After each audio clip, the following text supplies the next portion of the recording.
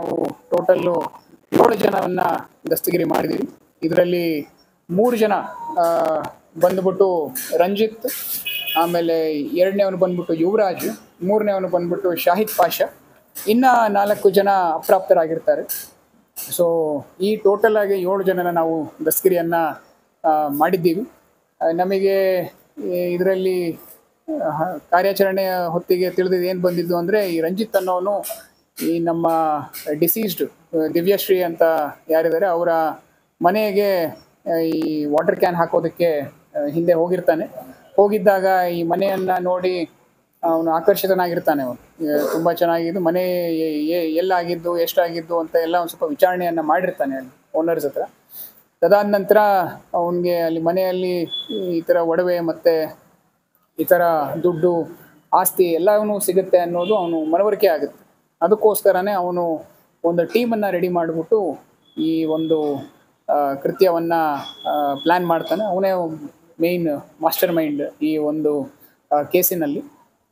Along with the help of Yuvraj, Shahid ಮತ್ತು ಇನ್ನು 4 ಜನ ಯಾರು ಅಪ್ರಾಪ್ತರಿದ್ದಾರೆ ಅವರೆಲ್ಲರನ್ನು ಸೇರಿಸಿ ಈ ಒಂದು ಕೃತ್ಯವನ್ನು ಮಾಡ್ತಾರೆ. ಮುಂಚೆ ಎಲ್ಲ ಸ್ಟಡಿ ಮಾಡಿಬಿಟ್ಟು ನಂತರ ಅವರು ಮನೆ ಒಳಗೆ ನುಗ್ತಾರೆ. ಅವರು ನುಗ್ಗಿ ಆ ಕೃತ್ಯವನ್ನು ಮಾಡಿ ನಂತರ ಅಲ್ಲಿಂದನೇ ಅವರು ಎಸ್ಕೇಪ್ ಆಗ್ತಾರೆ. ಅವರೆಲ್ಲರನ್ನು ಇವತ್ತು ಮಧ್ಯಾಹ್ನ ನಾವು ದಸ್ತಗಿರಿ ಮಾಡಿದ್ದೀವಿ. ಮಾಡಿ ಮುಂದಿನ ನಮ್ಮ ಕಾರ್ಯಾಚರಣೆ ಮುಂದುವರಿಯುತ್ತೆ. ನಮ್ಮ ಇನ್ವೆಸ್ಟಿಗೇಷನಲ್ಲಿ ಅದು ಮುಂದೆ ಹೋದರೆ ಅವರು ಕೃತ್ಯ ಮಾಡಿದ ನಂತರ ಅವರು ಎಲ್ಲೆಲ್ಲಿ ಏನೇನಾಗಿದೆ ಅನ್ನೋದ್ರ ಬಗ್ಗೆ ನಾವು ಇನ್ನೂ ಅವ್ರಿಗೆ ವಿಚಾರಣೆ ಮಾಡಬೇಕಾಗಿದೆ.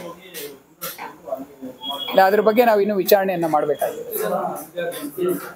Totally 7 as of now. ಇವತ್ತಿನ ದಿನದ ಪ್ರಕಾರ ನಿಮ್ಮೆಲ್ಲರಿಗೂ ನಾನು ಒಂದು ಇದನ್ನು ಕೊಡ್ತಾ ಇದ್ದೀನಿ. ವಿ ಆರ್ ಗಿವಿಂಗ್ ಯು ಮಾಡಿಷ್ಟು ಅಲ್ಲಿ ಏನೇ ಇದ್ರೂ ಅದನ್ನೆಲ್ಲ ತೊಗೊಂಡು ಹೋಗಬೇಕು ಅಂತ ಇದ್ದಿದ್ದು ಒಂದು. ಅದರ ಜೊತೆಗೆ ಅಲ್ಲಿನ ಏನು ಆಸ್ತಿ ಇದೆ ಆ ಮನೆಯನ್ನು ಹೆಂಗಾರು ಅವರು ವಶಪಡಿಸ್ಕೋಬೇಕು ಅಂತ ಅವರು ಏನಾದರೂ ಒಂದು ಅವ್ರದ್ದು ಫಿಂಗರ್ ಪ್ರಿಂಟ್ ಮುಖಾಂತರ ಏನಾದ್ರು ಅವ್ರದ್ದು ಟ್ರಾನ್ಸ್ಫರ್ ಮಾಡ್ಕೋಬೋದಾ ಅನ್ನೋದು ಅದು ಒಂದು ಊಹಾಪೋಹದಲ್ಲಿ ಅವರು ಈ ಒಂದು ಕೃತ್ಯವನ್ನು ಮಾಡಿದ್ದಾರೆ ಅಂತ ಏನಿಲ್ಲ. ಅವರು ಏನು ಒಂದು ತಮ್ಮ ಪ್ರಿಂಟ್ ಮುಖಾಂತರ ಏನಾದ್ರು ಮಾಡ್ಬೋದು ಅನ್ನೋದು ಅವ್ರ ತಲೆಯಲ್ಲಿ ಇರುತ್ತೆ. ಇಲ್ಲ, ಅದ್ರ ಬಗ್ಗೆ ನಾವು ಇನ್ವೆಸ್ಟಿಗೇಷನ್ ಮಾಡಬೇಕಾಗುತ್ತೆ. ಇಲ್ಲ, ಇವ್ರದ್ದು ನಾವು ನಮ್ಮ ಓಲ್ಡ್ ಸ್ಕೂಲ್ ಪೊಲೀಸಿಂಗ್ ಅಂತ ನಾವೇನು ಕರಿತೀವಿ ಅದರ ಜೊತೆಗೆ ನಮ್ಮ ಟೆಕ್ನಿಕಲ್ ಅನಾಲಿಸಿಸ್ ಎರಡನ್ನ ಮಾಡಿ ನಾವು ಅವ್ರನ್ನ ನ್ಯಾಬ್ ಮಾಡಿದ್ದೀವಿ.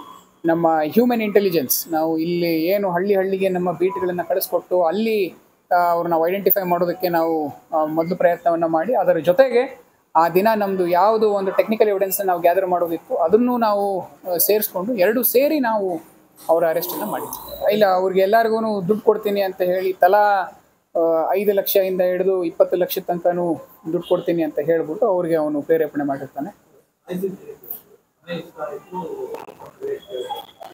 ಅದೇ ಅವ್ರಿಗೆ ಸಾಕಷ್ಟು ಒಡವೆ ಹಣ ಇರುತ್ತೆ ಅಂತ ಒಂದು. ಆಮೇಲೆ ಅವನಿಗೆ ಆ ಮನೆ ಮೇಲೆ ಒಂದು ಸ್ವಲ್ಪ ವ್ಯಾಮೋಹ ಇರೋದ್ರಿಂದ ಆ ಮನೆಯನ್ನು ಹೆಂಗಾರು ಮಾಡಿ ಅವನು ತಗೋಬೇಕು ಅಂತ ಅವನಿಗೆ ಅದೊಂದು ಆಸೆ. ಅದ್ರ ಬಗ್ಗೆ ಆಲ್ರೆಡಿ ಅವನು ಹಲವಾರು ಬಾರಿ ಅದನ್ನು ಮೆನ್ಷನ್ ಮಾಡಿರ್ತಾನೆ ಯಾರು ಅವನ ಫ್ರೆಂಡ್ಸ್ ಜೊತೆ. ಸೊ ಅದಕ್ಕೋಸ್ಕರನೇ ಅದನ್ನು ಆಸ್ತಿಯನ್ನು ಹೆಂಗಾರು ಮಾಡಿ ತಗೋಬೇಕು ಅವನು ಅನ್ನೋದು ಅವನ ತಲೆಯಲ್ಲಿರೋದು.